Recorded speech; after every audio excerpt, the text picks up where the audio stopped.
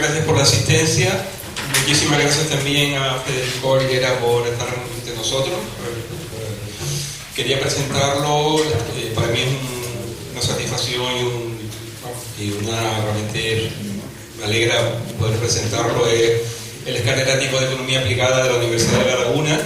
También ha sido Premio Nacional de Economía y Medio Ambiente en el año 2004.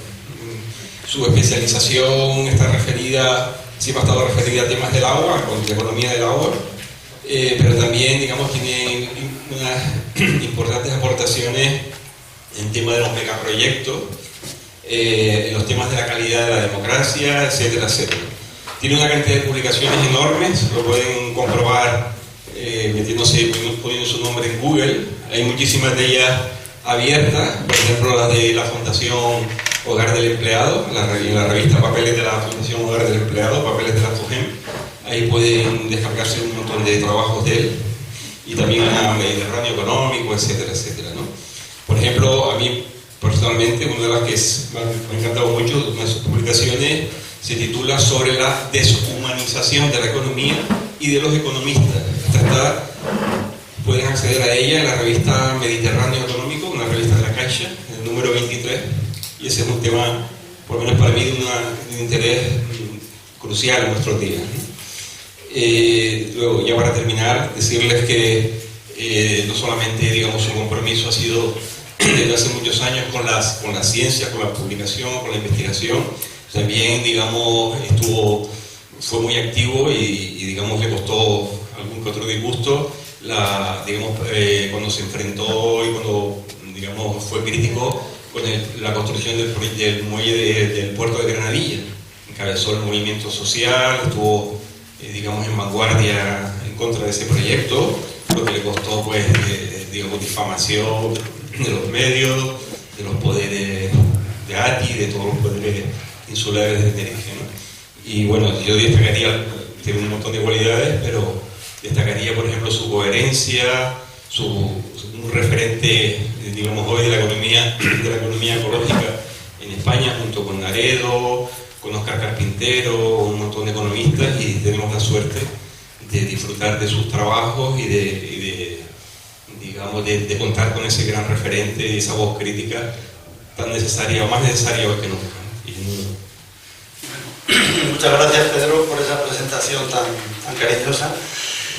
Gracias a ustedes por venir aquí esta noche a escucharme, y gracias por la invitación a estar aquí también esta noche para darles esta charla. El título de la charla no lo he puesto yo, lo ha puesto Pedro, es un poco amplio. En realidad la charla, de lo que les voy a hablar, el origen suyo, es una charla que di en junio sobre el tema de los aspectos económicos de la ley del suelo. Y luego, a raíz de la ley del suelo, a mí me ha ido sirviendo como excusa para ir entendiendo unas cuestiones de poder y de cómo funciona el poder. No es nuevo, porque con los temas de agua y trasvases y megaproyectos y calidad de la democracia y medio ambiente, el poder es una dimensión inevitable, y está bien. Lo que pasa es que no es fácil verlo, porque, bueno, en la economía normalmente el poder se excluye. La economía académica excluye el poder, claro, casi estamos perdidos, ¿no? Entonces, bueno, el título, yo lo que voy a hacer es plantear una serie de cuestiones que tienen que ver con la ley del suelo, pero más cosas también, ¿no? Es cómo funciona un poco el poder en algunos ámbitos aquí en Canarias, pero me va a tener que... ¿Llega? Sí. Bueno, a mí me gusta empezar siempre con este dibujo del roto, porque creo que hace referencia un poco a la dimensión de enajenación en la que nos han ido metiendo, o en la que nos construyen, la educación, la familia, la universidad. Entonces nos prohíben, nos quedamos muy sorprendidos cuando uno empieza a darse cuenta de que no entiende y de que no ve, mira pero no ve. Y son muchos años de enseñanza, digo yo, del no ver. Y claro, aquí lo que hay, como yo digo, dos prohibiciones. Una, prohibido ver lo evidente, y otra que no se ve, que es prohibido ver que te prohíbo ver. Con lo cual uno ya se pierde, y como que yo no veo, pero si yo estoy mirando, yo bueno, pues no vemos, habitualmente no vemos o no vemos con mucha claridad, ¿no? Por decirlo así.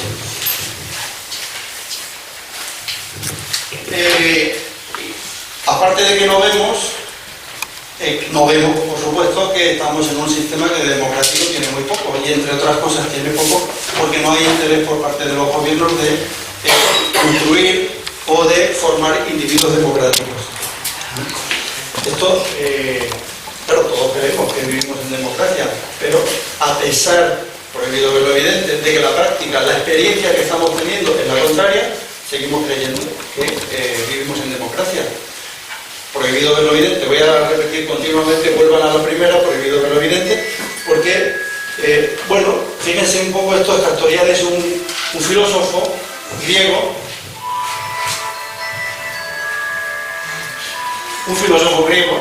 que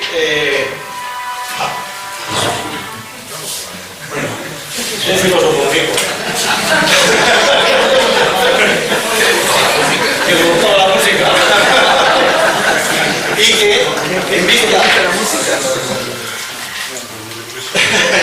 en vista de que su trabajo como economista en la OCDE en París no terminaba de satisfacerle, se formó como terapeuta y al final sus trabajos eran una consulta y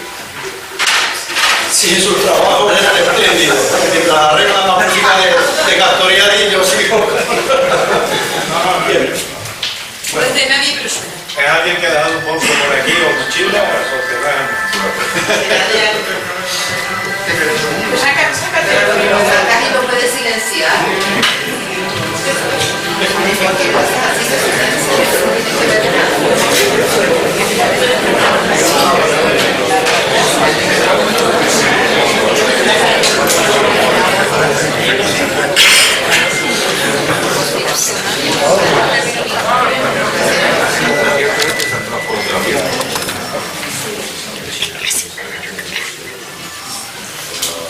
Bueno, de todas maneras, me creo que alguien está tomando nota, yo les dejo aquí el PowerPoint para que Pedro o alguien de la organización se lo envíe. No tengo copyright ni me ha gustado estas historias, o sea que acceso libre y que lo disfruten. A todo el que deje su correo se le manda. A todo el que deje su correo. Bueno, por si acaso no lo ven con claridad, sí, de vez en cuando miro a la cámara. Muy bien. Bueno, ahí lo ven. Para mí el tema de la democracia no son solo el Parlamento y estas historias. Azaña tiene unos textos preciosos sobre cómo la democracia tiene que ver con la educación. Porque luego los otros se convierten en instituciones ceremoniales. En el Parlamento hay un ritual, pero al final no hay una esencia. Y ya saben que decía Marx que la enajenación es existencia sin esencia. Bueno, pues esto es lo que está pasando, ¿no? Con individuos enajenados, que somos la mayoría. Si la democracia no es promovida en hábitos, costumbres, sentimientos y reflejos morales, resultan estériles los procedimientos democráticos. Da igual la farsa que se monta en el Parlamento porque no tiene sentido, no tiene contenido, no tiene esencia. Ahora se me ha ido. Vamos a ver. Si no produce los individuos que le corresponden, que sean capaces de hacerla funcionar y reproducirla, no puede haber sociedad democrática. Y da igual lo que digo, es un discurso estéril, vacío, en fin, ¿no? Sí. Bueno, y entonces voy a empezar, después de este pequeño así, voy a empezar con 3 citas de Adam Smith. Yo sé que todo el mundo piensa o cree, volvemos a estar en un mundo de creencias y de repetición de creencias, pero que creemos que pensamos por nuestra cuenta. A este hombre se le desacredita continuamente de que, bueno, pues el de la mano invisible, y en las facultades de economía los estudiantes saben poco más que el de la mano invisible, que no lo han leído, claro. Pero claro, cuando uno se mete a leer los apuntes, estos son los apuntes que él daba cuando era profesor, que se han recogido en lecciones sobre jurisprudencia. Se encontraron hace ya bastante tiempo. Bueno, yo a veces le pongo este texto a mis estudiantes y les digo, sin el pie, y les digo, adivinen quién lo ha escrito. Las leyes y el gobierno se pueden considerar en todos los casos como un arreglo de los ricos para oprimir a los pobres y preservar en su favor la desigualdad de bienes. ¿Qué creen que responden los estudiantes? Que tampoco lo han leído, pero bueno, así estamos, ¿no? Entonces, Esto ya nos da una pincelada muy clara de las leyes y el gobierno, ¿no? Un primer paso, sí. Yo te la voy a pasar. Vale, gracias, sí. Luego, la segunda es lo que yo llamo Smith, las leyes y los empresarios. Fíjense porque esto es clave desde hace mucho tiempo. Aquellos que tienen el mayor interés en defraudar y en imponerse al público son los que con frecuencia dictan la regulación del comercio. Los que hacen las leyes, quiten comercio, pongan transporte, pongan suelo, pongan territorio, pongan lo que ustedes quieran. Aquellos que tienen el mayor interés en defraudar son los que con frecuencia dictan la regulación, las leyes. Y después para abajo una más reciente de Hudson sobre, para que sepamos también un poco, por si tenemos dudas, en qué Europa vivimos, ¿no? Los ministros de finanzas, los del Eurogrupo, son lobistas de los grandes bancos. No están a nuestro favor, ¿no? Por si tenemos dudas, fíjense que lo mismo que dijo Adam Smith hace ya unos cuantos siglos se está repitiendo, lo estamos calcando. Pero seguimos creyendo y seguimos esperando, y en estos momentos que tanto se critica a Trump, no terminamos de ver con claridad lo que es Europa, o lo que es esta Europa. ¿Sí? Y luego la tercera de Smith, de la riqueza de las naciones, que es también demoledora. Cualquier propuesta de una nueva ley o regulación comercial de los empresarios debe siempre ser considerada con la máxima precaución y nunca adoptada sino después de una investigación prolongada y cuidadosa. Por supuesto no está hablando del panadero, del ferretero, estos ejemplos que se ponen siempre para hacer creer que Adam Smith decía unas cosas. Dice, provendrá de una clase de hombres cuyos intereses nunca coinciden exactamente con los de la sociedad y tienen generalmente un interés en engañar e incluso oprimir a la comunidad, y la han engañado y oprimido en numerosas oportunidades. Esto es Adam Smith, un analista del poder como yo he visto pocos. Tanto que a los alumnos les da miedo. Le dicen, no me digas esto, yo prefiero quedarme con la mano invisible y 4 cosas más, porque así parece que sea economía, porque repito 4 tonterías. Y entonces, bueno, esto es Adam Smith, y este es un poco el contexto en el que me voy a mover en esta charla, con estas 3 referencias de Adam Smith. Está hablando, por supuesto, cuando habla aquí de empresarios, habla de esos empresarios que hacen las leyes. ¿Les suena? ¿No? El contexto en el que él se está moviendo. ¿Me pasa? Bueno, vale, venga. Ya paso yo. Vale. Porque me hagas así suficiente. Bueno, esto es de Joaquín Corta, un notario, que en 1901, un notario aragonés, escribe este librito, Oligarquía y Caciquismo como la forma actual de gobierno en España. Bueno, como estamos en un momento en el que surgen y van a seguir saliendo muchos casos de corrupción y nos damos abasto porque cada día salen cosas nuevas, Costa en 1901 hace una reflexión que para mí es de una profundidad impresionante, y es, ojo, no estamos hablando de... El problema no son solo las corruptelas, sino un régimen oligárquico servido que no moderado por instituciones aparentemente parlamentarias. Aquí la pregunta es, ¿a quién sirve? El Parlamento y el Gobierno. Y esto de nuevo sigue en la línea de lo que planteaba Adam Smith, es decir, la cuestión interesante es qué preguntas nos hacemos. Porque claro, todo esto de la cantidad de corruptelas y que son importantes, no estoy diciendo que no, pero nos desvían para mí de la más importante, y es de la traición a la comunidad, que es otra expresión de Adam Smith. Dice, el crimen más grande es el que consiste en traicionar a la comunidad. ¿Qué es traicionar a la comunidad? Cuando el Parlamento y el Gobierno van en contra de las personas. Y esto, yo no sé cómo lo ven ustedes, es lo que estamos viviendo desde hace mucho tiempo. Parlamentos y gobiernos en contra de las personas. ¿Sí?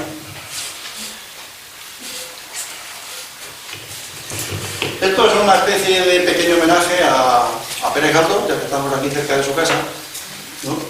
Él, en el episodio Nacionales en Gerona, y en muchas de sus novelas y de sus textos, hace unas reflexiones que a mí me han dejado impresionado por su lucidez para entender el contexto en el que vivía, ¿no? O el reciente contexto que he vivido. Los malvados en grande escala llegan a creer que están por encima de las leyes morales. Se atreven tranquilamente a violar las leyes morales, ateniéndose para ello a 1000 fútiles y movedizas reglas que ellos mismos inventaron, llamándolas razones de Estado, etcétera, etcétera, etcétera. Y lo que quiero es llevarles, si lo digo así, llevarles de la mano para que vean que lo que ustedes ven, prohibido ver lo evidente, No es nada raro. Lo que pasa es que nos asustan. ¿Cómo puedes tú decir que el Parlamento? Pero la democracia, perdona, no me líen, porque lo que estamos viendo, lo que yo veo y lo que ustedes ven, me imagino habitualmente, es todo esto que está saliendo aquí. Pero nos intimidan de tal manera que dicen, claro, ¿me voy a criticar yo? Pues sí, hay que criticarlo y hay que verlo sobre todo con claridad. Más recientemente, un economista que llamó Galbraith, en el año 72, lo dice de otra manera. Galbraith era también un lector, él dice, impenitente de Adam Smith, sobre todo por la ironía que tenía Adam Smith y la riqueza y la lucidez que siempre estaba derrochando, dice. ¿En qué contexto estamos? Simplemente lo que necesita la gran corporación, piensen, bancos, constructoras, farmacéuticas, empresas de sanidad, etcétera, etcétera, etcétera, se transforma en política pública y se financia en gran medida con dinero público. Sus intereses tienden a convertirse en interés público. Está hablando de Estados Unidos, lo estamos viviendo cada vez más. Y llegamos a lo que Stiglitz llama los 3 principios empresariales. Él fue asesor de Clinton y dice, cuando yo era asesor de Clinton venían muchos grandes empresarios, de la Ford, de farmacéuticas, de otros, y todos me repetían el mismo mensaje. Nos oponemos a las subvenciones, defendemos, perdona que no te estoy dejando ver, defendemos la competencia y defendemos la transparencia en todos los sectores de la economía menos en el nuestro. Es decir, venían a pedir subvenciones. Y esto nos va llevando a una situación que estamos viviendo. Estamos en un capitalismo que vive de lo público, con un discurso de competencia y de transparencia, y que las subvenciones son malas. Las subvenciones son malas, no se las deseo, pero a mí sí. Yo siempre estoy compitiendo, mentira, compiten muy poco y son muy poco transparentes. Y luego hay una confusión muy grande. Estamos en un contexto en el que el lenguaje nos juega continuamente pasadas terribles, porque esto que está de moda ahora habla, la narrativa. ¿Cómo nos cuentan las cosas? Desregulación. Ojo con la expresión, ojo con el lenguaje. Desregulación. Desregulación significa cambiar la regulación en beneficio de otras personas o de otros grupos de interés. La ley del suelo no es desregular, es regular para que otros puedan usar de una manera determinada.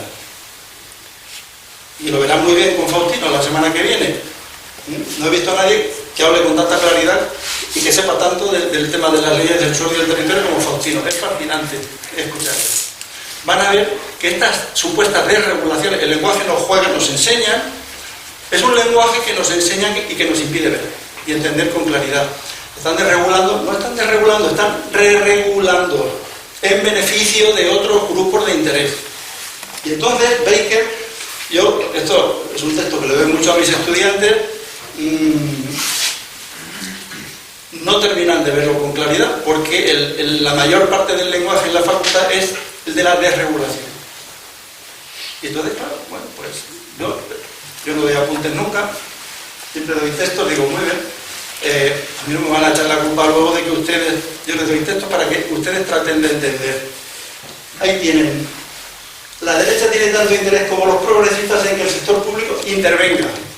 Pero la palabra intervención está proscrita cuando la utiliza alguien progresista, porque eso está mal visto. Pero sin embargo, la derecha interviene redistribuyendo el ingreso en provecho de los ricos. Llevamos un montón de años. ¿Tienen dudas en qué es lo que están haciendo? Pero oculta estas intervenciones para que parezca que son las estructuras que redistribuyen el ingreso hacia los de arriba no son más que el resultado del funcionamiento natural del mercado. Mentira, sí que no hay mercado, o hay muy poco mercado. Estamos con el tema de la confusión y de la trampa del lenguaje. Este es uno de los temas que a mí me parecen más interesantes. Ojo con el lenguaje, nos están engañando continuamente. Y claro, no podemos pensar con claridad.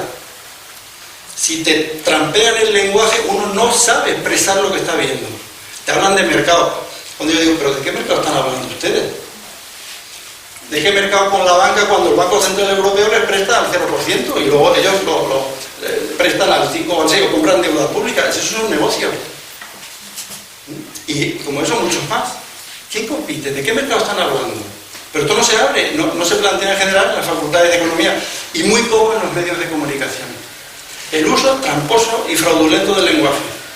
Por lo tanto, al final, pues no a la desregulación, imposible entenderse.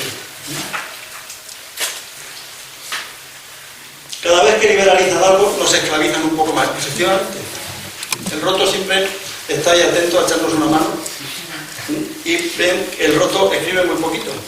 Son frases lapidarias que tú dices, ya está, no hace falta más. Vamos a reflexionar sobre el tema. ¿Sí? Y entonces, para terminar un poco con toda esta parte y pasar después a los casos, yo trabajo en una cosa que se llama, una línea de trabajo se llama economía institucional, economía de las instituciones o de las reglas de juego. Esto, de nuevo, en la Facultad de Economía no se le presta demasiada atención, pero son 3 preguntas básicas. Yo creo que el tema básico siempre es ¿qué preguntas relevantes tenemos capacidad de hacernos? ¿Pensamos o repetimos? ¿No? Esto es uno de los temas que cada vez me interesan más. Hay un premio Nobel de Economía que es psicólogo, Kahneman, y que dice, tenemos 2 sistemas cerebrales, S1 y S2. El S1 acumula y repite. Es lo que nos enseña desde pequeñitos prácticamente, en general. Almacena, repite, eres obediente, repite, repite, repite. El S2 es el creativo, el que duda, el que de vez en cuando dice, ¿y esto por qué? El niño cuando empieza a preguntar, ¿y por qué? Ese es el S2 funcionando. El S1 es repetir. ¿Y de cuál es el problema? Que pasamos el 90% del tiempo en S1 repitiendo mientras creemos que pensamos. ¿Entienden lo que digo? Yo esto lo trabajo con los estudiantes, digo, el primer día de clase o la primera semana digo, vamos a trabajar mucho esta cuestión, porque ustedes me van a responder con frecuencia repitiendo, pero creyendo que piensan. Y yo mi trabajo es, ¿estás seguro que estás pensando?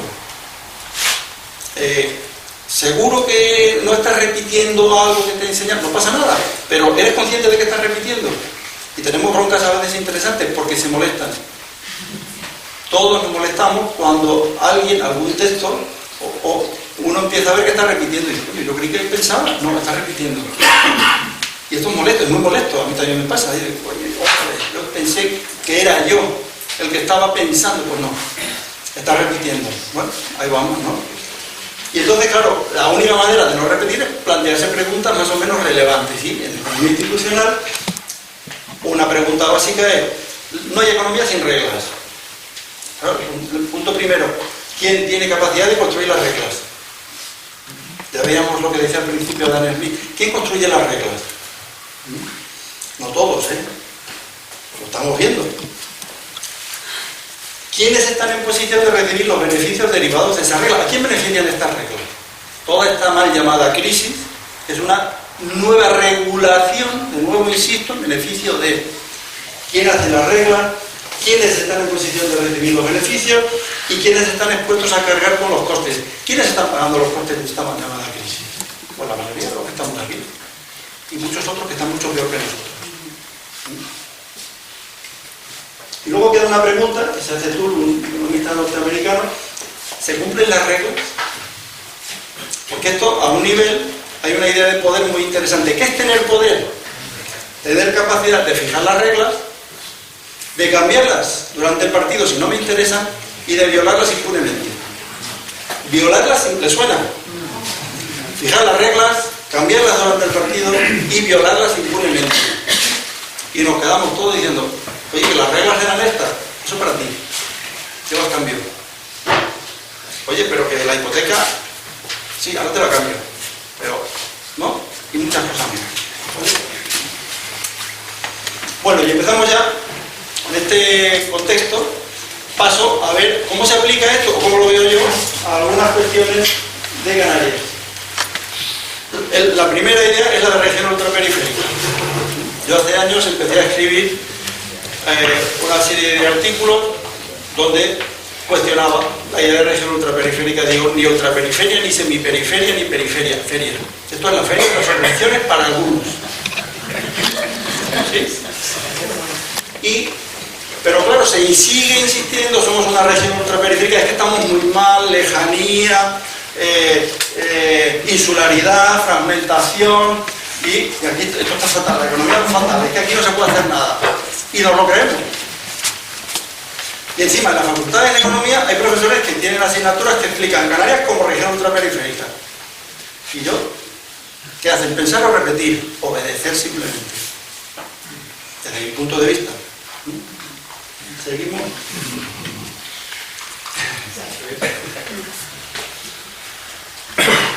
A ver, entonces el gobierno de Canarias, o somos región ultraperiférica o somos el ombligo del Atlántico. Esto es del gobierno de Canarias, la página web del gobierno de Canarias. Somos el hub, el centro de operaciones en África. Miren qué bonito, todos los aviones vienen a Canarias. ¿Por qué? Porque estamos en un sitio estratégico. Oye, pero no éramos ultraperiferia. No, ahora resulta que estamos muy bien colocados. Y Ricardo Melcher, en conectividad Tenerife es la número 1 del Atlántico. Oye, pero entonces, ¿qué pasa con la ultraperiferia? O esto o lo otro, ¿no? Según el caso, para unas cosas una, para otras cosas, y ahí seguimos, ¿no? Sí. ¿Quién ha contribuido mucho a mantener, o aparte del gobierno y los medios de comunicación? Pues, paradójicamente, el Consejo Económico y Social le encargó un dictamen a un grupo de profesores de la Universidad de La Laguna, un dictamen que yo lo llamo pues una especie de panfleto para justificar la ultraperiferia. No les voy a dar la lata mucho con eso, pero sí, esto está en internet. Si tienen interés en leerlo, se van a quedar asustados. Porque dicen, tenemos que insistir en esto porque no parezca demasiado que estamos, porque pues si no se van a dar cuenta de que no somos ultraperiferia y cosas así, ¿no? Bueno, pues esta es la universidad también, ¿no? Así estamos, ¿no? Bueno, pues aquí lo tienen. Bueno, y esto es, cuando la universidad funciona de esa manera, hay un dibujante sevillano que a mí me encanta, Miguel Brieva, no sé si lo conocen, les recomiendo que lo vean porque es de una lucidez fascinante. Bueno, y esto es un primer día de clase en la universidad, y el profesor dice, a partir de hoy y durante los próximos 5 años les enseñaremos toda una serie de mentiras muy bien trabadas unas con otras, en las que ustedes creerán, repetirán ciegamente para el resto de su vida. ¿Alguna pregunta? Sí, esto entra en el examen. Esto, los estudiantes son construidos por nosotros. Los estudiantes son un resultado del trabajo de los profesores, no solo de los profesores, ¿no? Fromm tiene un texto muy interesante que él llama filtros que nos disocian. Pero el trabajo de educar muchas veces es educar en la repetición, en la obediencia. Y esto es lamentable, pero bueno, eso refleja una parte interesante, ¿sí? Y claro, los economistas tampoco nos libramos, ¿no? Dice, mi trabajo de economista consiste en hacer que parezca necesario lo intolerable. Anda que no hay economistas que con el cuento de la crisis están trabajando en esta línea, ¿no? Y venga a repetir, bueno, pues... Decía antes que los medios de comunicación juegan un papel importante, ¿no?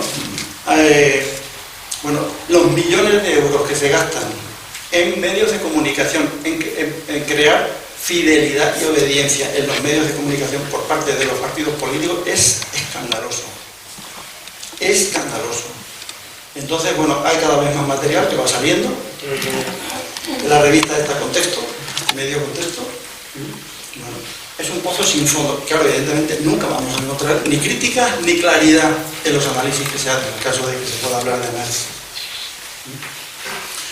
Fíjense ustedes, volviendo al tema de la ultraperiferia, fíjense a dónde ha llegado la capacidad de presión o de engaño que el Tratado de la Comunidad, el Tratado de Ámsterdam, en su artículo, en el apartado 2 del artículo 299, reconoce que las regiones ultraperiféricas están caracterizadas por su gran lejanía, insularidad, reducida superficie, relieve y clima adverso. Vaya por Dios. Vaya por Dios. Si esto es un clima adverso, imagínense de aquí por arriba lo que hay. Esto está en el Tratado de Ámsterdam. O sea, cuando llegamos a este nivel de indecencia, ya es que es imposible. Es imposible razonar, o es imposible hablar de políticas públicas, en el sentido de razón pública. Porque esto te quita toda la razón. Clima adverso, pero vete a Dinamarca, o vete a Aragón. En fin, bueno, ahí estamos, ¿no? ¿Qué pasa?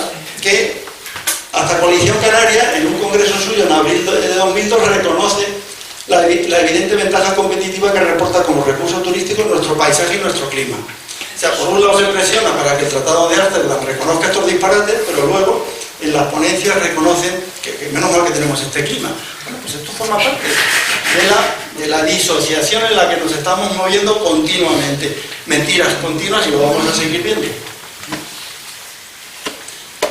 Tiene que venir Jürgen Donges, que es un economista alemán, que no es de mi línea precisamente, ha salido en Salvador varias veces porque habla muy bien español, porque está casado con una española.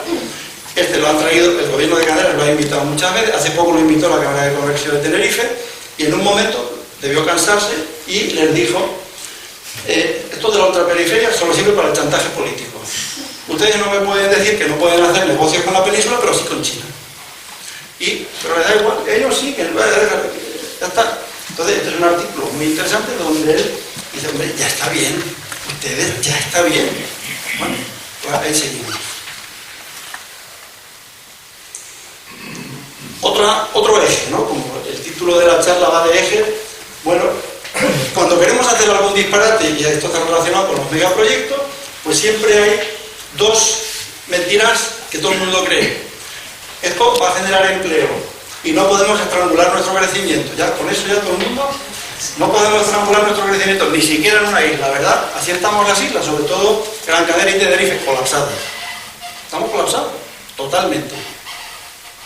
Bueno, pues esto es del año 2003, cuando las peleas por el tema del puerto de Granadilla, que lo he recuperado de periódicos antiguos, cerrando la anilla insular lograremos el pleno empleo. Y si fuera buena, nadie es responsable. Esto es lo que Ulrich Beck llama la irresponsabilidad organizada. Yo miento, los periódicos me lo van a repetir. Ahora, como lo diga Aguilera o alguno de estos, le quedamos encima. Bueno. Fíjense, más recientemente, la misma mentira. La COSMAC ha estrangulado el desarrollo de las islas. Se repite. No sé si saben, hay un documento muy interesante.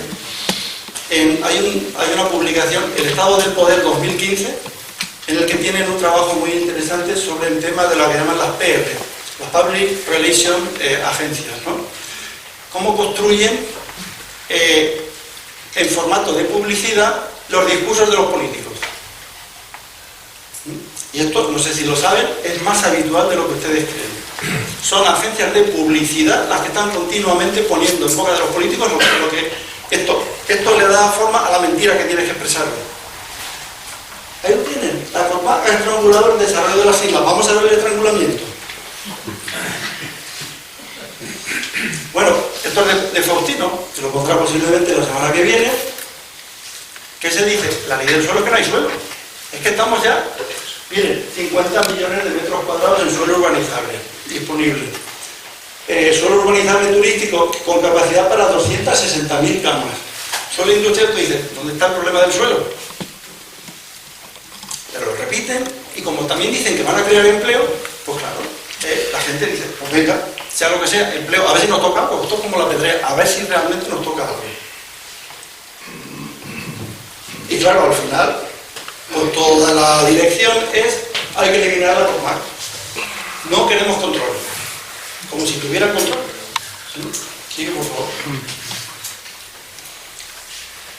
Este señor decía antes que la COSMAC había estrangulado el desarrollo de las islas. Esto es de la agencia tributaria.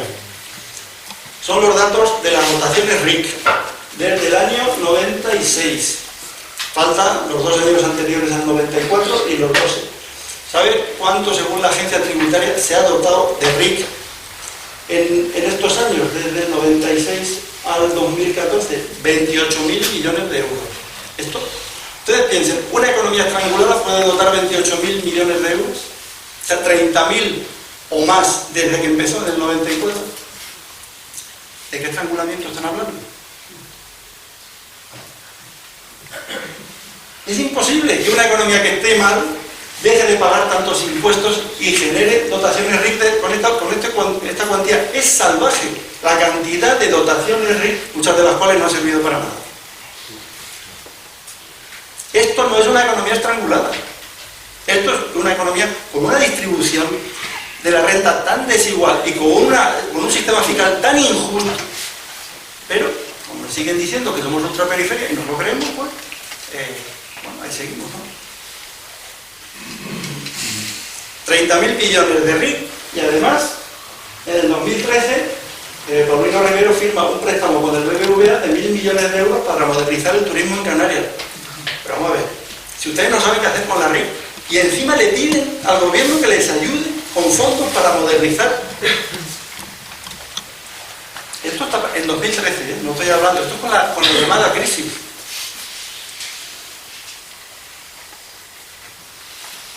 Y claro, empezamos con la ley del suelo.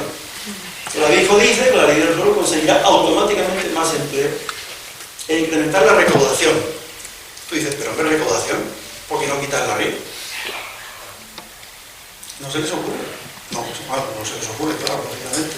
Dice, pero ¿te hace falta dinero, te hace falta recaudación fiscal? Quita la RIC. Pero lo mejor está en el subtítulo. Ah, no, es el siguiente, perdón. ¿Sí?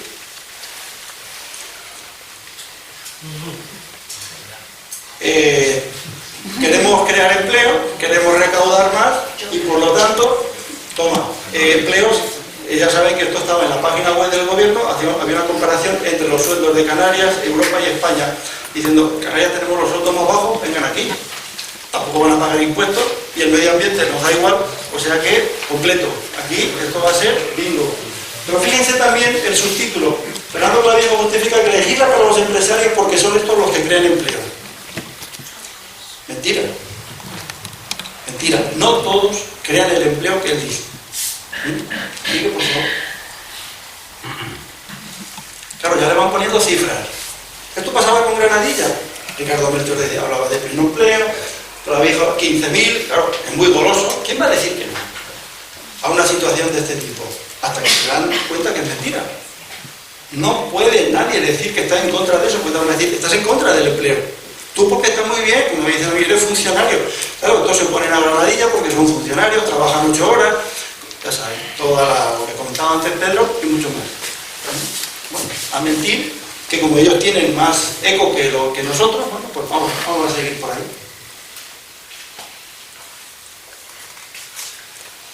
Y cuando empiezan las críticas a la RIC, Clavijo dice, no es el capitalismo, es la RIC. Yo no tengo nada que ver con el capitalismo. Lo mío, la RIC es mejor, pero yo con el capitalismo, claro, esto es patético. Pero, bueno, ahí siguen, ¿no? Las mentiras. Sí, por favor. Y este es un dibujo que me gusta mucho porque nos permite parar un momento y decir, pero, ¿de qué estamos hablando? De esto hablaba Dan Smith, y de esto hablaba Galbraith, y de esto hablaba Joaquín Costano. ¿De qué hablamos cuando hablamos de gobierno? ¿Qué es gobernar? Ahí los tienen, los que tiran del carro.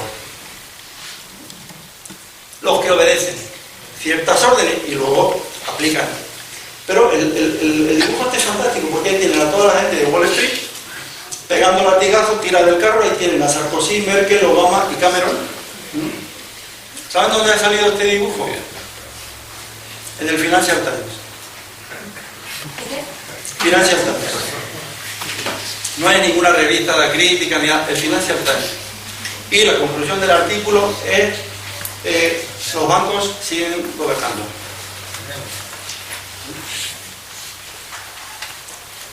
Se puede ver a nivel mundial, europeo, nacional, autonómico, etcétera, etcétera, etcétera. Es que prohibido ver lo evidente. Si no vemos esto con claridad, no somos capaces de dirigir y sabiendo que estamos enfrentándonos a enemigos muy poderosos. Pero la primera mirada es entender el contexto en el que estamos.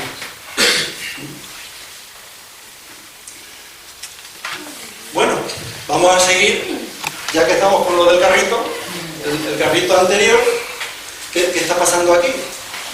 Evidentemente, este titular no lo he escrito yo. La Púnica negoció con Repsol lavar su imagen y cambiar al presidente canario. ¿Qué ha pasado aquí? ¿Y por qué? ¿No? Yo simplemente a mí esto me ayuda a entender, claro, es como lo del carrito. Así de sencillo. ¿Quién ha cambiado al presidente canario? ¿Qué papel juega la Púnica y juega Repsol? Y claro, empezamos a entender mejor, ¿no? ¿Sí? Bueno, esto es del 2003, ¿no? Me parece, de un periodista que ya no está aquí. En Canarias no hay gobierno sino un sindicato de intereses. El dibujo anterior.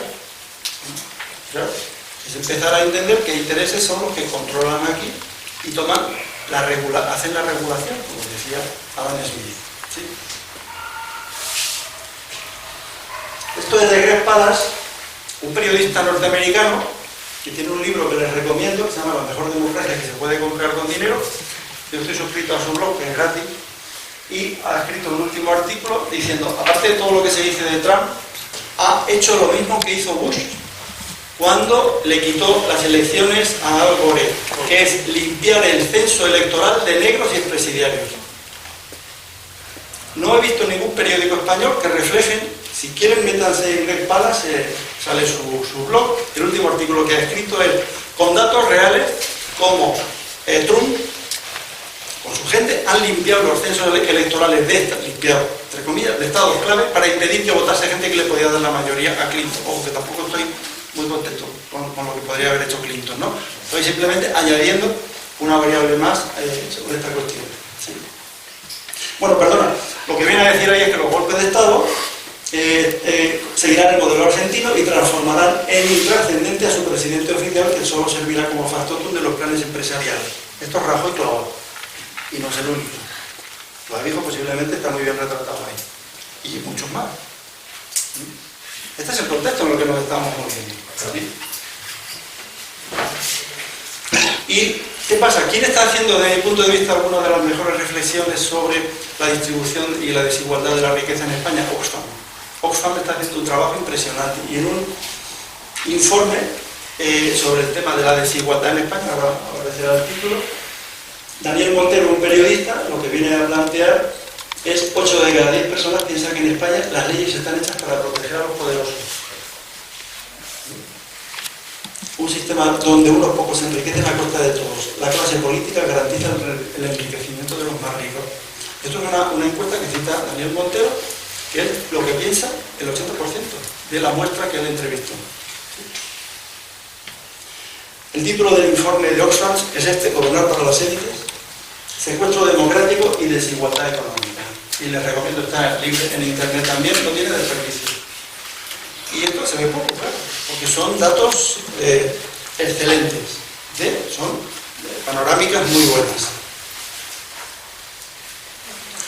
Y esto de Owen Jones, siempre llevo años recomendando el libro este, El Establishment, por favor léanlo, lo tradujeron el año pasado, es una joya el libro ese. No lo pueden leer seguido porque es tan doloroso que hay que soltarlo de vez en cuando. Es sobre cómo funciona el capitalismo inglés. Es interesantísimo. Y la idea, una de las ideas básicas, toda esta idea del capitalismo libre de mercado es una estafa. Es lo que les he dicho antes, todo se basa en el saqueo de lo público. No, este capitalismo no puede vivir sin lo público. Pero no lo vemos o nos cuesta verlo. O privatiza, cambia las reglas, no hace falta privatizar, te ponen unas reglas de manera que se lo va extrayendo, deteriora el medio ambiente y no paga. Ahora les pondré algunos ejemplos también a contracorriente del discurso o de la narrativa habitual. Fíjense, por ejemplo, el caso de abajo, la evasión legal de impuestos de la élite británica es de 25.000 millones de libras. Es decir, los ricos en Inglaterra legalmente no pagan impuestos.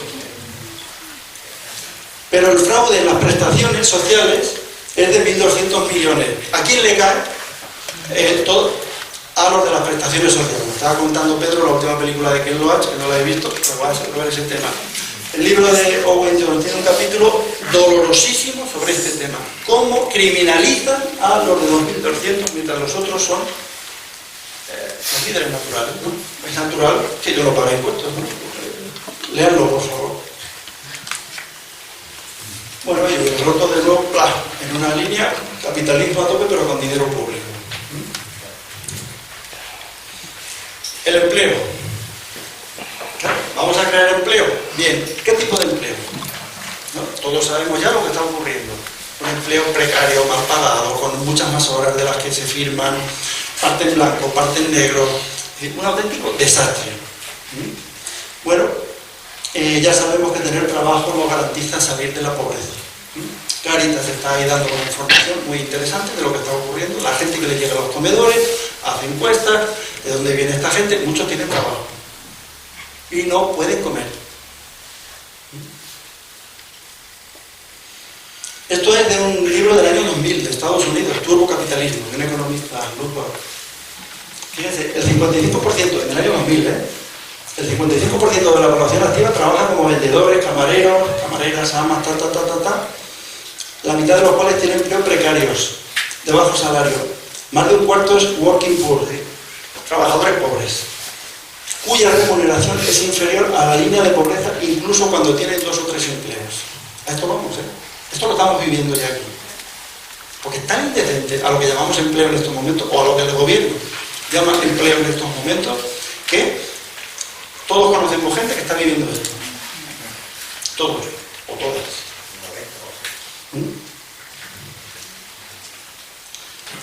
Yo tuve que trabajar porque era pobre y mi hijo es pobre, a pesar de trabajar. En eso estamos.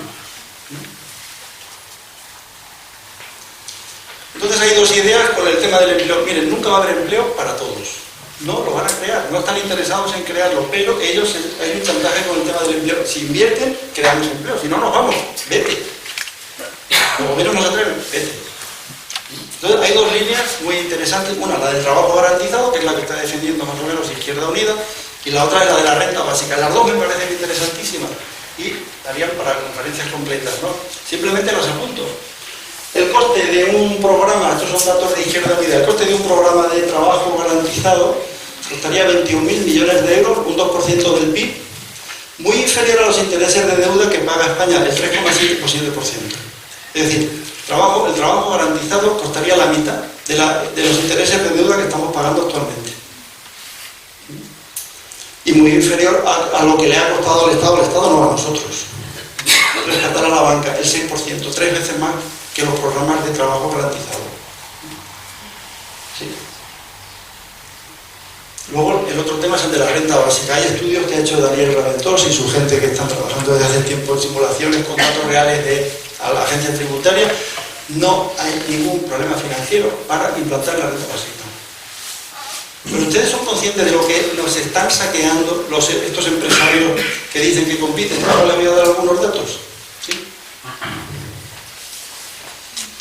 Miren, para empezar, esto es de expansión. Bueno, ahí lo tienen, que quieren más quieren que les diga, ¿no? En España hay 50.000 millonarios más que antes de la crisis.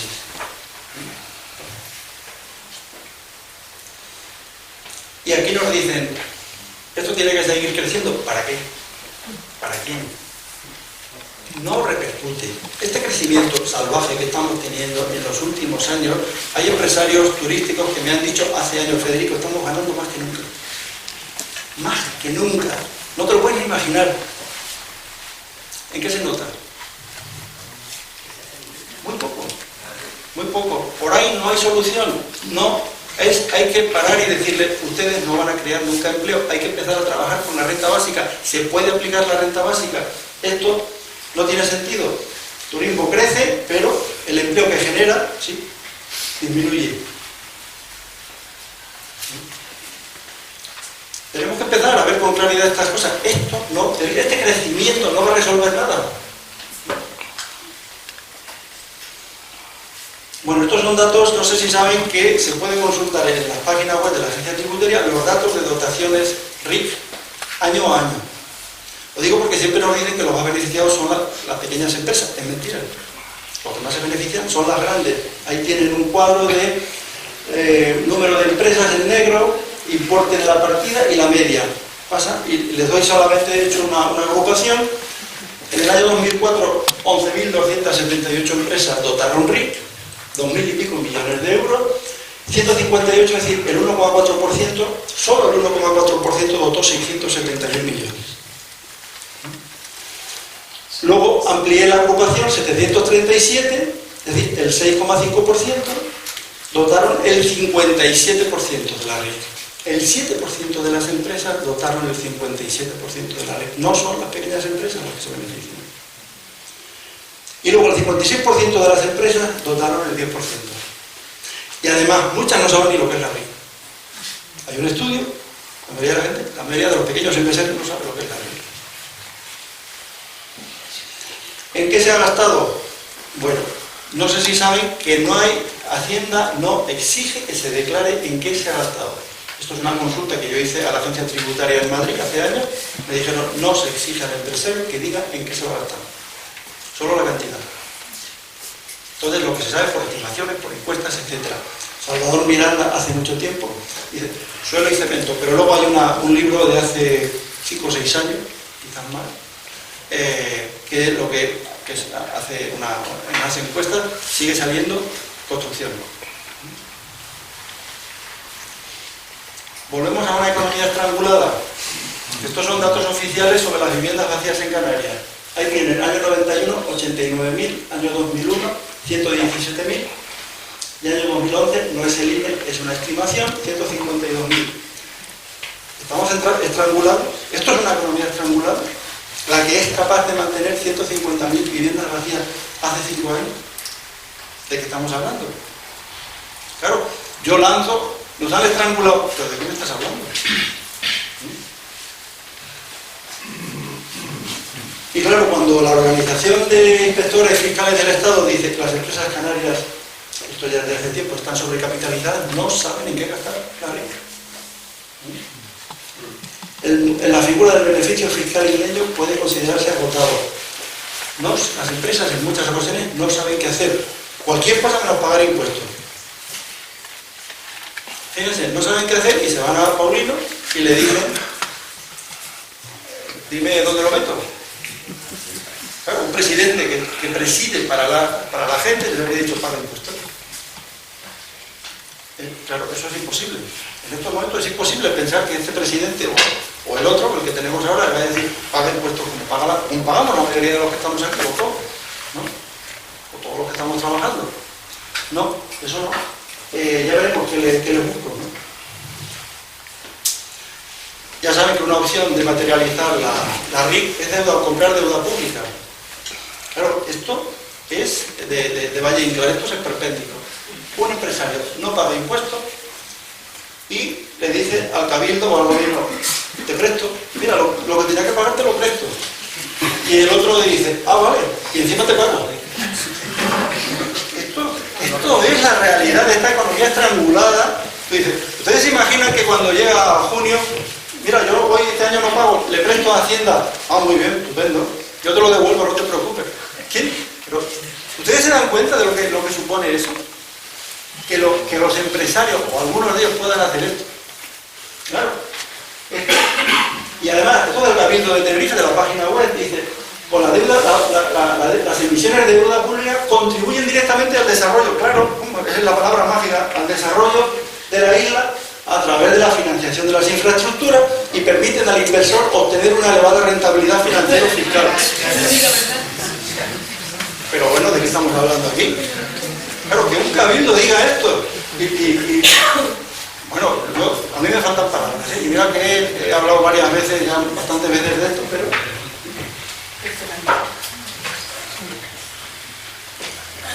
Esto es Miranda y Dorta, un trabajo que se hizo en el 2003, ¿no? Sobre, a ver si sabían un poco en qué se había agotado.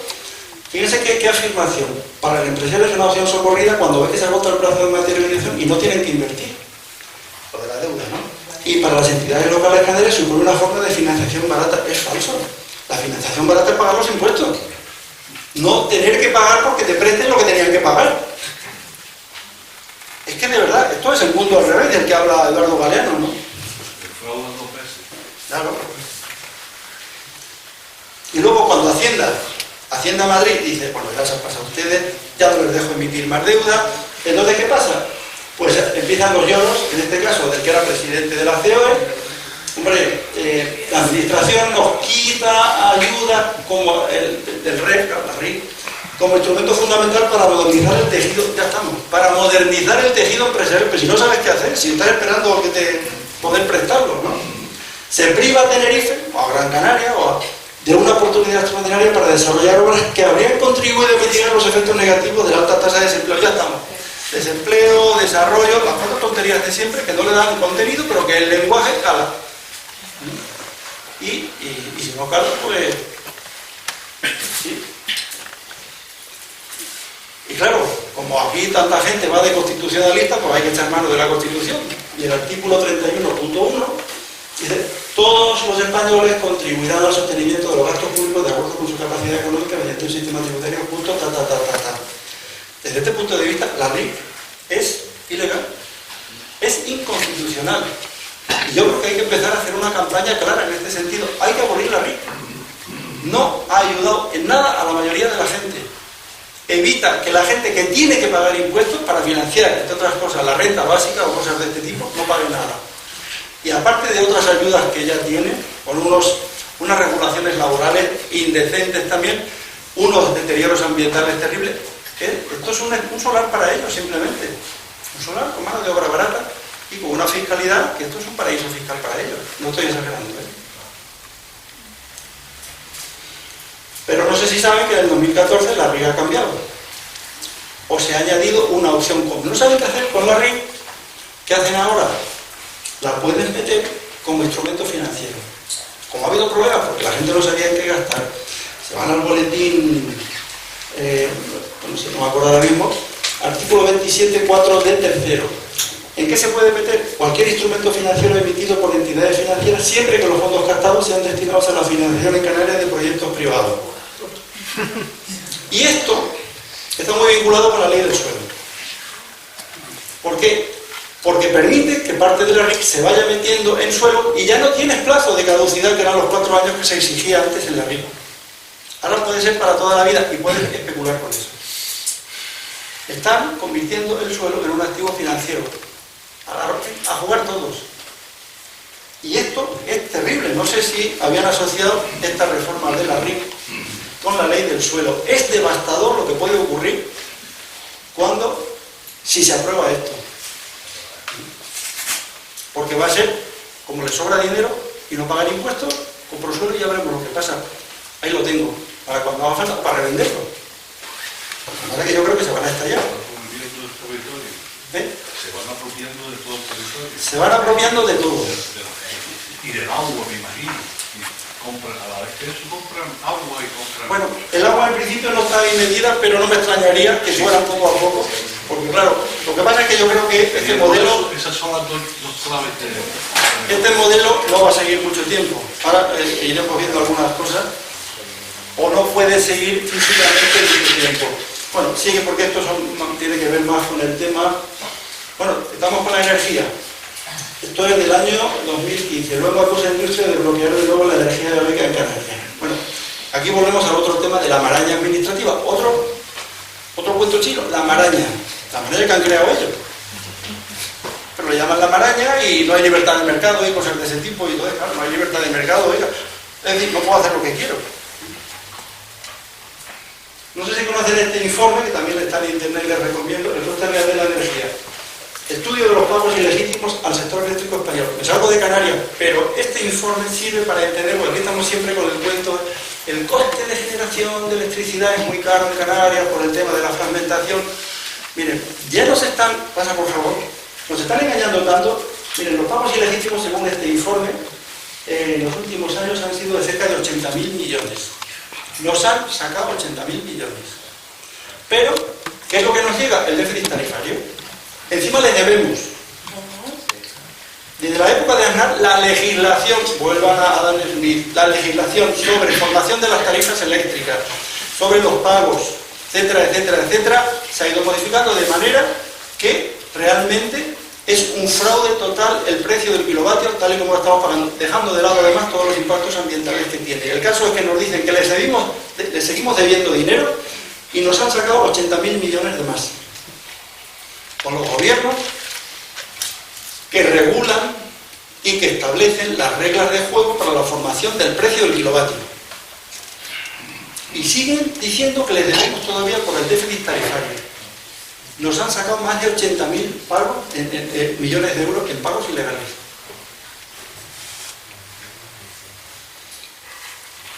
Esto es de un artículo reciente en Infolibre. Bueno, ahí lo tienen, ¿no? Claro, cada vez hay gente que está haciendo unos trabajos muy interesantes. Lo que nos han sacado en diferentes tipos, electricidad, banca, etcétera, etcétera, nos han sacado ya más de 200.000 millones de euros. Y encima siguen diciendo que les debemos. Adam Smith, clarísimo. Y pasamos un poco por la agricultura si quieren, ¿no? Bueno, esto es de un informe que sacó El Mundo, de un trabajo de fin de grado que había hecho algún estudiante, o un grupo de profesores, no me acuerdo, está en el mundo y se puede consultar libremente. Bueno, el sector del plátano, este es otro de los temas interesantes. El plátano es una excusa para que un grupo selecto de personas se lleven 150 millones de euros. La excusa del plátano es nuestra cultura, historias de ese tipo. Contamina los acuíferos de una manera escandalosa y acentúa la escasez de agua. Yo llevo años diciendo que el plátano había que empezar a ir quitándolo. Claro, mira la gente y me dice, ¿está loco? Miren, ayuda, sí, a los que las necesitan, no a los constructores que se meten en el tema del plátano. Este es un tema interesante para debatirlo más ampliamente, pero tal y como está planteado esto, bueno, y luego lo que se tira. La famosa pica, este año le dije a unos compañeros de contabilidad que si me podían traducir en hectómetros de agua, en hectómetros cúbicos de agua y en hectáreas, los millones de kilos tirados a la basura, la famosa pica. Las cantidades son astronómicas. ¿Por qué se tira plátano? Porque no se va a poder seguir vendiendo bien. ¿Pero por qué se sigue cultivando? Por las ayudas que van a recibir algunos. No, fíjense ustedes, es interesante la cantidad de agua y de suelo que se tira.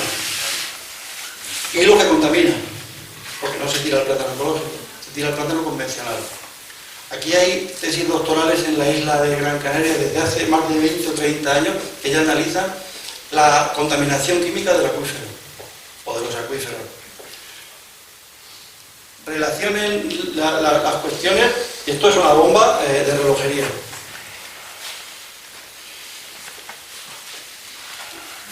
Plátano, ganadería, producción vegetal, tomates, patatas, viñedos. Este es otro de los temas tabúes. Y estos gobiernos no van a hacer un estudio detallado de cómo se reparten las ayudas. No les interesa, porque se desmonta toda la historia. Y, sin embargo, el único futuro está en la agricultura ecológica o ecología, como la quieran llamar. No hay otra opción. Desde hace años la FAO, en el año 2007, publicó un estudio diciendo la única manera de alimentar a todo el planeta es con agricultura ecológica. Las Naciones Unidas han publicado hace tiempo ya un informe diciendo no hay más opción que la agricultura ecológica. Ahora les cuento también una. Bueno, como dicen que el plátano es un cultivo social, solo 354 perceptores, y el 4,8% del total, acapararon casi la mitad de la fruta con derecho a ayuda. De social no tiene nada. De social sería que esta gente no recibiera esas ayudas, porque no las necesitan además. Sí. Y esto por hacernos una idea del contexto también en términos energéticos en el que estamos. Esta es una de las cuestiones que normalmente los economistas analizan, la dimensión energética de los cultivos. Calorías obtenidas por una caloría invertida. China tradicional era 50, por cada una se obtenía 50. Una granja inglesa de 1826 estaba por las 40, 30 y tantas. Bueno, España actual, balance negativo y origen no renovable. Estados Unidos actual, balance negativo y origen no renovable. Esto lo lleva directamente al colapso. Esta es una dimensión que no queremos ver o que no podemos ver.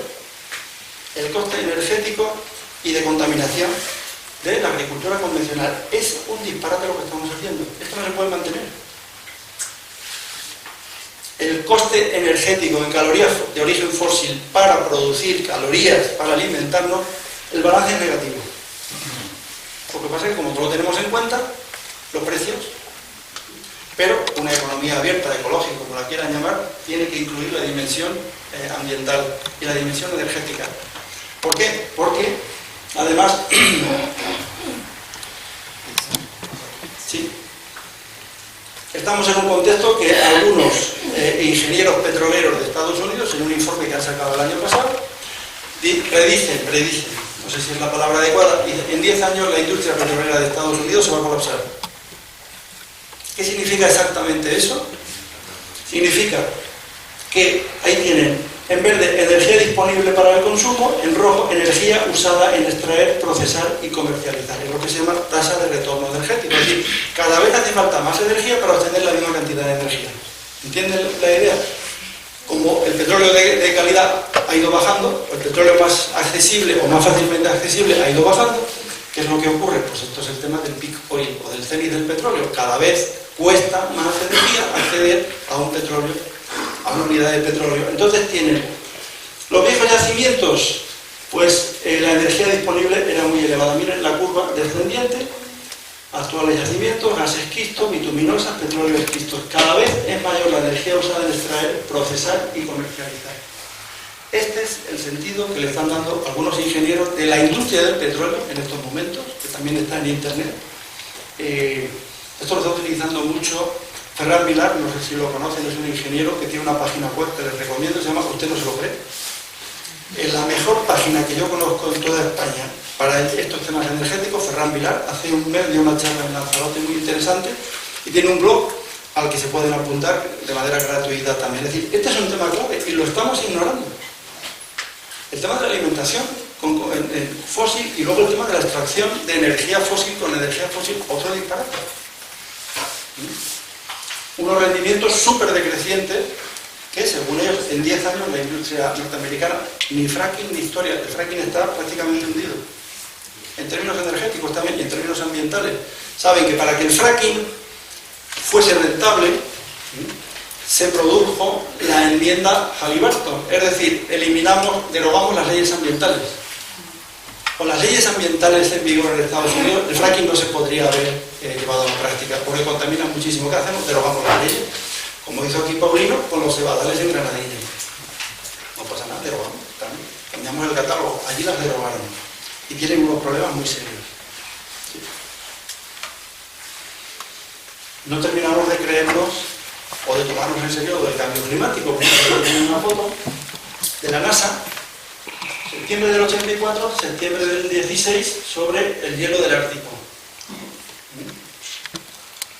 Y esto es solo una imagen, pero lo importante son las implicaciones que tiene esto. Que tampoco terminamos de verlas con claridad, porque siempre nos habla de lluvia, sequía, es mucho peor. No sé si saben que, por ejemplo, la temperatura que se registró el año pasado en Siberia en julio fue de 37,1 grados. En Siberia, eso está liberando metano a millones de toneladas.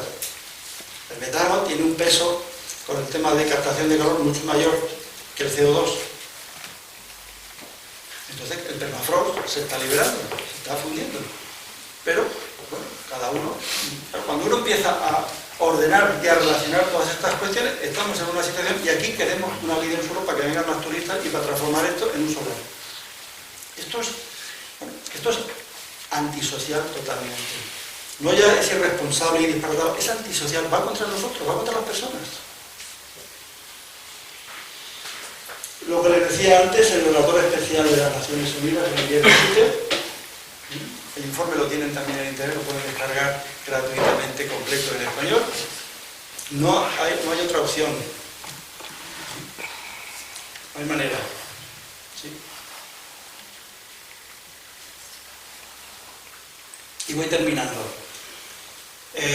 Claro, con el tema del empleo y de las ayudas a las grandes empresas, ¿qué es lo que se oculta? ¿Quién genera empleo en este país? Las pequeñas empresas. La mayoría de las cuales no pueden dotar la RIF. ¿Sí? Veíamos, el 70% del empleo lo generan las pymes, pero el 80% de las pymes canarias tienen problemas de liquidez. Estas no son de las que compran deuda. No pueden, ni se les ocurre. Es un juego, lo de comprar deuda es un juego, a ver si... El tipo impositivo que pagan es 3 veces mayor que el de las grandes empresas. Estos son datos de la agencia tributaria, ¿no? En verde, bueno, ahí tienen tipo nominal y tipo efectivo de las grandes empresas. Las grandes empresas pagan el 5,3 y las pequeñas el 19, el 16, etc. Luego te dicen, compite. Y ahora, como está de moda ser emprendedor, a los emprendedores no se les dice esto. No se les dice que pueden... ¿Ustedes creen que algún emprendedor sabe dónde se mete? O muchos de ellos no saben dónde se meten, no tienen ni idea de las condiciones fiscales, de en qué condiciones compiten las otras empresas. La mayor parte de los emprendedores, entre comillas, pequeñas empresas, es como en los años 80 se hablaba de agricultores explotados. Obtener un salario y llegar a fin de mes. Y eso es la mayor parte de las pequeñas empresas. Llegar a fin de mes como pueda. Pero, bueno. Esto es también de la agencia tributaria, simplemente para que vean cómo ha caído la recaudación del impuesto de sociedades desde el 2007. Se han perdido 25.000 millones de euros. Pero el IRPF ha aumentado un poquito. Es decir, otras ayudas más para las grandes empresas. La variación entre 2007 y 2014 del IRPF, la recaudación ha sido positiva en 800 millones, negativa en 25.000 millones en el impuesto de sociedades. Y ahora, como han visto un poco en las orejas al lobo, pues con esto del nuevo déficit y la Unión Europea, y que hay otros partidos que están dando otro juego, dicen, bueno, ahora vamos a subir el impuesto de sociedades para recaudar 8.000 millones. Yo no me lo creo, pero tampoco resuelve el tema. ¿Sí? Bueno, Stiglitz, no sé si saben que estuvo en Tenerife en junio, yo me encontré un día por el aeropuerto y digo, pero si este es el Stiglitz, para que no lo había visto nunca, me parecía muy bajito. Y pues siempre lo había invitado al Cabildo sin decir nada a nadie, para unas conferencias de estas, de Starman, pues como otros premios Nobel, y después de verlo en el aeropuerto, miré en internet y había venido a Tenerife y había hablado sobre, bueno, pues lo que decía de Benjamín, pero lo tenían medio escondido, ¿no? La desigualdad ruina la economía y democracia, lo sabemos, lo estamos viviendo, pero sí. Y termino con unos recordatorios de Adam Smith también, que me parecen muy interesantes. En su teoría de los sentimientos morales, que es un libro muy recomendable, porque él era catedrático de ética, él no era economista, ¿no? Lean lo de abajo, ¿no? La justicia es el pilar fundamental en el que se apoya todo el edificio de la sociedad y de la economía. Si desaparece eso, el inmenso tejido de la sociedad humana será pulverizado en átomos. Estamos con varios frentes abiertos muy complicados. Y evidentemente, mientras no reconozcamos que no va a haber empleo, que tenemos que apostar por otro tipo, por una fiscalidad diferente, ¿no? Por trabajo garantizado, renta básica, etcétera, aquí la justicia va a seguir brillando por su ausencia. Y este es el reto que tenemos. Un político le dice al otro, ya no se creen las mentiras. El otro dice, así no se puede gobernar, ustedes tienen que seguir creyendo las mentiras, por favor. Si no, ¿qué vamos a hacer, no? Me parece que queda una más. Sí, pues ya termino. No me digan que no es un reflejo interesante del momento que estamos.